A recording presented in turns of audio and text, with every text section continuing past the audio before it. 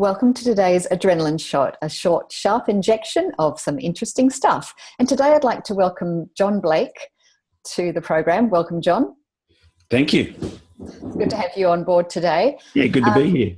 And John is an expert in the sales area. So we're going to learn today about some of the untapped opportunities that organisations have around their sales. So let me introduce you to John first of all. For the past 27 years, John's been a highly successful salesperson himself, a sales manager, a business owner, an author, and a sales and marketing consultant. He's obsessed with helping business people explode sales results using a unique process that empowers both them and their clients to be 100% sincere and avoids tired, cliched sales approaches. So that sounds really refreshing. The main three problems that John solves for his clients are low conversion rates, low transaction size, and an inability to engage with and convert premium clients. So I'm really looking forward to you speaking with us today, John. I'm going to start our clock. Just get this one going and popped up there. Oops. And that one's going at the same time, just in case we missed it. Now, 5 minutes goes very, very fast, as I'm sure you can appreciate. And I've been lucky enough in the past to work with John, so I'm speaking from first-hand experience, really looking forward to hearing what John's got to say for you as well today. So, John, what are, in your opinion, the two biggest untapped opportunities for businesses to grow sales? The two biggest opportunities to grow sales would be to go after bigger clients. So be deliberate about the type of clients that they decide that they want to work with. So keyword there being decide, rather than just looking at whoever shows up and dealing with whoever shows up. And the second opportunity is really to consider creating a premium version of what it is that you do. Because once you have a list of clients that's big enough, 20% of those clients will choose a premium version of what you do if you offer it, and if it is a compelling enough offer for them to make the choice to do so. Tell me a little bit more about that decision. So the decision to work with certain clients, because a lot of people, as you say, literally just wait for whatever comes in through the door. So what's this around the decision part? Well, it's being conscious about the type of client that you would ideally like to work with. And in most cases, it will be a combination of, first and foremost, the type of client that you know that you can add the most value to. So who is it that you're currently being able to provide the most value to and for? And who else, in terms of the different types of clients that you could deal with, fits that criteria. So that's a really good place to start.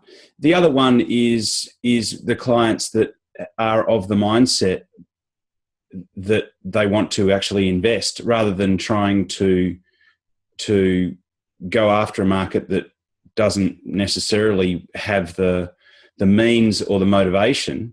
So the means being obviously the funds available to do so, or the motivation to deal with someone like yourself. So make it easier on yourself. And really the ones that you have the access to. So really it's, who can you add the most value to? Who has the means and the motivation to want to do business with you? And who do you have easy access to? And if you can, those are three pretty good filters, but there can be other filters as well. So why do you think it is that so many organisations ignore these opportunities? Because they don't really have a way to get in contact with them. They have marketing systems, so most of them will have some kind of digital type campaign, be it through social media or through Google AdWords or through Facebook marketing or a combination of all of the above.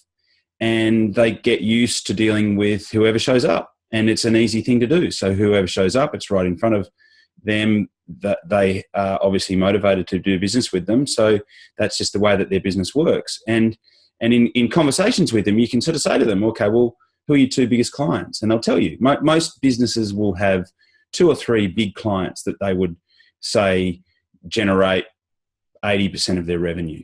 And you say, okay, so would you like more of those? clients? And in most cases, the answer to that is obviously yes. And then it's like, okay, well, how are you, do you have a way of deliberately getting in front of those people and proactively having conversations with more of those type of clients to bring them on board? And in most cases, the answer is either no, or the answers are kind of sheepish yes. And then you say, okay, well, how are you going about getting in front of those people? And they will typically say, well, we cold call them, or we cold email them, or we cold email them and then we cold call them. And what should they be doing? Well, what they should be doing is really, because when you do that, when you show up like that, you are immediately categorized contextually into the same category as anyone who cold calls. So it could be someone from the Red Cross, it could be the gentleman from India that calls you at 7 p.m. and suggests that you should change telephone companies. When you cold email them, again, you contextually categorized, either consciously or subconsciously, as Kumar from India, who emails you and says that he can get you on the front page of Google. And so you could be masterful at what you do. You could have raving clients, but if you're showing up like that, that's the way that they will perceive you. Yeah. And 5 minutes goes really fast, doesn't it? Doesn't it? Thank you so much, John Blake, for speaking with us today on the Adrenalin Shot.